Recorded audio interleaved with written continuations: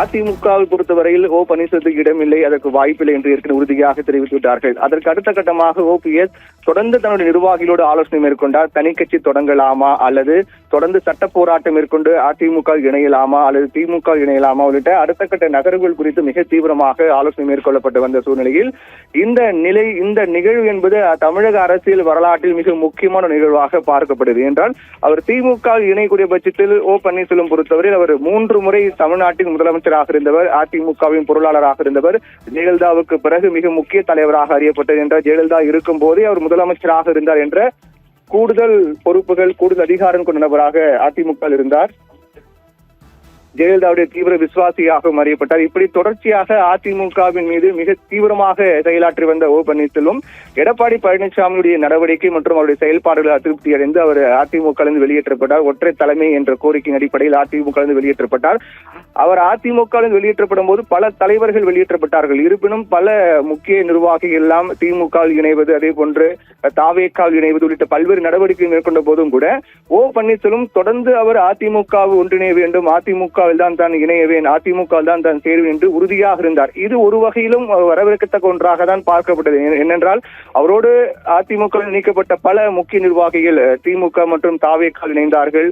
ஆனால் ஓபிஎஸ் தொடர்ந்து சட்ட போராட்டம் மேற்கொண்டு அதிமுக ஒன்றிணைய வேண்டும் என்று தான் தொடர்ந்து கோரிக்கை வைத்து வருவதாக தெரிவித்திருந்தார். இந்த நிலையில் தான் அவர் சமீப நாட்களாக அவருடைய செயல்பாடுகள், பேச்சுக்கள் என்பது திமுக இணைய இருக்கிறார் என்பதையே பிரதிபலித்தன.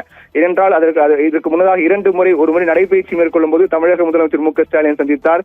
அதற்கு பிறகு முதலமைச்சர் மு க ஸ்டாலின் இல்லம் சென்று நேரடியாக அவருடைய இல்லத்திலே வைத்து சந்தித்தார். இந்த 2 சந்திப்புகளும் பரஸ்பர மரியாதை நிமித்தமான சந்திப்பு என்று பன்னீர்செல்வம் விளக்கம் கொடுத்தாலும் கூட இதன் பின்னணியில் இருக்கக்கூடிய அரசியல் நகர்வு என்ன என்ற கேள்விதான் மிக தீவிரமாக இருந்தது. அதன் தொடர்ச்சியாக தான் திமுக தலைமையிலான அண்ணா அறிவாலயத்திற்கு வந்தார் முன்னாள் முதலமைச்சர் பன்னீர்செல்வம். தற்போது அண்ணா அறிவாலயம் வந்திருக்கின்றார்.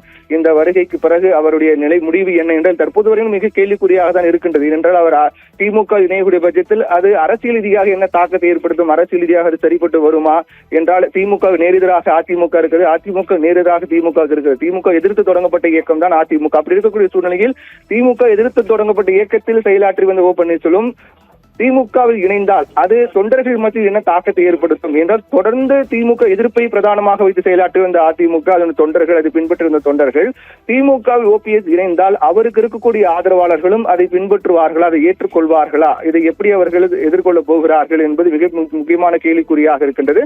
அதன் தொடர்ச்சியாக தான் அண்ணா அறிவாலயம் முன்னாள் முதலமைச்சர் பன்னீர்செல்வம் வந்திருக்கின்றார்.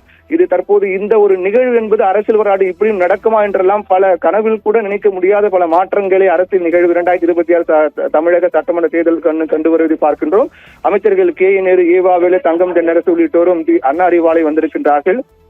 அதன் தொடர்ச்சியாக பி. ரவீந்திரநாத், உசிலம்பட்டி எம்எல்ஏ ஐயப்பன் உள்ளிட்டோரும் அண்ணா அறிவாலயம், பன்னீர்செல்வத்துடைய மகன் பி. ரவீந்திரநாத் உசிலம்பட்டி எம்எல்ஏ ஐயப்பன் உள்ளிட்டோரும் அண்ணா அறிவாலயம் வந்திருக்கின்றார். அதே போன்று திமுகவின் மிக முக்கியமான நிர்வாகிகளும் அண்ணா அறிவாலயம் வந்திருக்கின்றார்கள். முதலமைச்சர் மு க ஸ்டாலினும் அண்ணா அறிவாலயம் வந்திருக்கின்றார். திமுக தலைமையகமான அண்ணா அறிவாலயத்திற்கு முன்னாள் முதலமைச்சர் பன்னீர்செல்வம் வந்திருக்கின்றார். முதலமைச்சர் மு க ஸ்டாலின், ஏவா வேலு, அமைச்சர் சேகர் பாபு உள்ளிட்ட பல முக்கியமான அமைச்சர்களும் அண்ணா அறிவாலயம் வந்திருக்கின்றார்கள். அதே போன்று ஓபிஎஸ் உடைய மகன் ரவீந்திரநாத் மற்றும் ஓபிஎஸ் ஆதரவு எம்எல்ஏ ஐயப்பன் உள்ளிட்டோரும் அண்ணா அறிவாலயம் வந்திருக்கிறார்கள். ஒட்டுமொத்தமாக ஓபிஎஸ், அவருடைய மகன், அவருடைய ஆதரவு எம்எல்ஏ உள்ளிட்டோரும் திமுக இணைய இருக்கிறார்கள். அதே போன்று அவருடைய தொண்டர்களும் இதற்கு எந்த அளவு உடன்பட்டு வருவார்கள் என்பது மிக முக்கியமான கேள்விக்குறியாக இருக்கின்றது. இதற்கு முன்னதாகவே தமிழக முதலமைச்சர் மு க ஸ்டாலினை பாராட்டி ஓபிஎஸ் பேசியிருந்தார். முதலமைச்சர் மு க ஸ்டாலினை சட்டசபை வளாகத்தில் சந்தித்திருந்தார். இந்த சந்திப்பின் போது கூட திமுக இணைய இருக்கிறார் என்றெல்லாம் பேசப்பட்டு வந்த சூழ்நிலையில் தற்போது அது உறுதியாக இருக்கக்கூடிய நிலைதான் பார்க்கின்றோம். ஆனால் அவர் முழுவதுமாக திமுக இணைந்து செயல்படுவாரா அல்லது திமுக ஆதரவு நிலைப்பாடு எடுப்பாரா என்பது மிக முக்கியமான கேள்விக்குறியாக இருக்கின்றது.